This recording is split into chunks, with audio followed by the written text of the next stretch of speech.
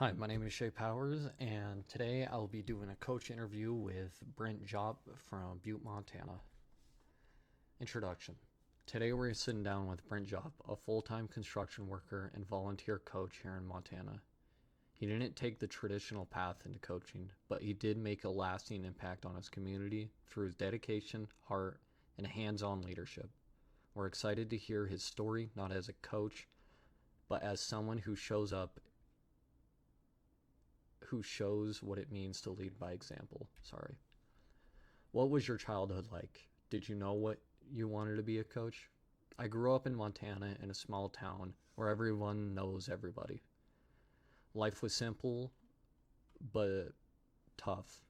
Lots of early mornings, chores, and helping around the house. Sports were my outlet. I really didn't think about coaching growing up. I thought I'd end up in a trade, which I did, but I always stuck around the game.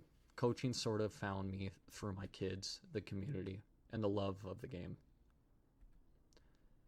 I then asked who were the biggest influences in his life. He said, my dad. He worked hard his whole life and he never complained. Taught me what it meant to show up and do the job right, whether someone was watching or not.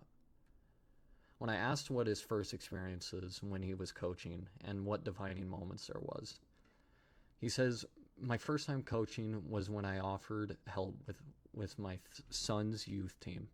We didn't have enough volunteers, and I figured I was going to be at the game anyways. I might as well help. A defining moment was when one of the kids who was struggling all season finally made a big play. The look on their faces made it all worth it.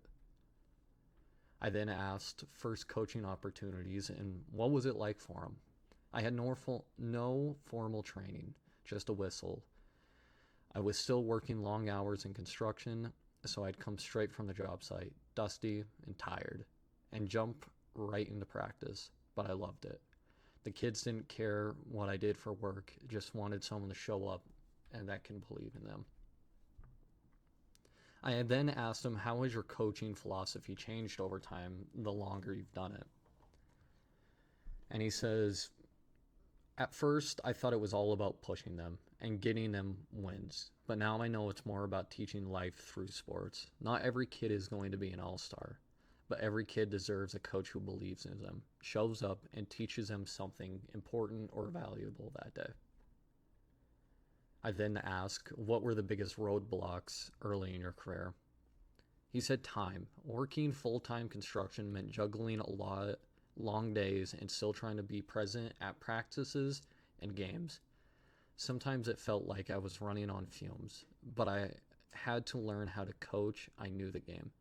But coaching is about communication, patience, and leadership, and that took some time.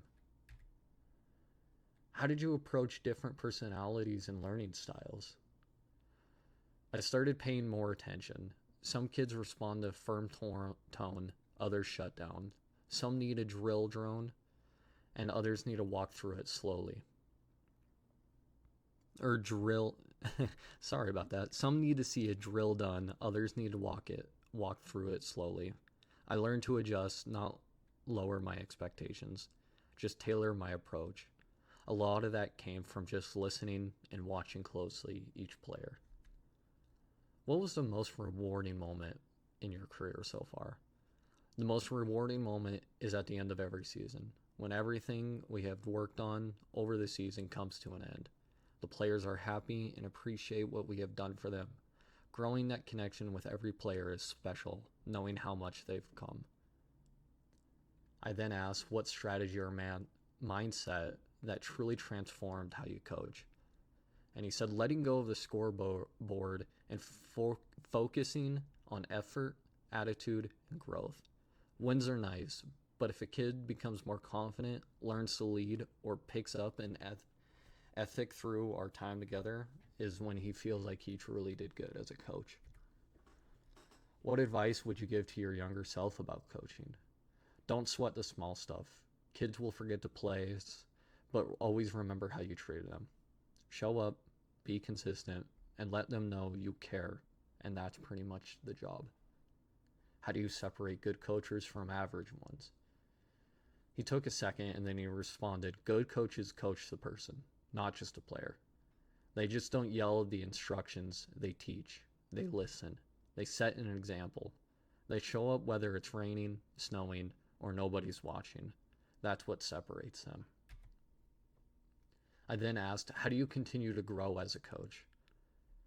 He responded, I talk to other coaches, watch videos when I get the chance. I stay curious. I'm always asking myself, how can I explain this better? I also ask the kids.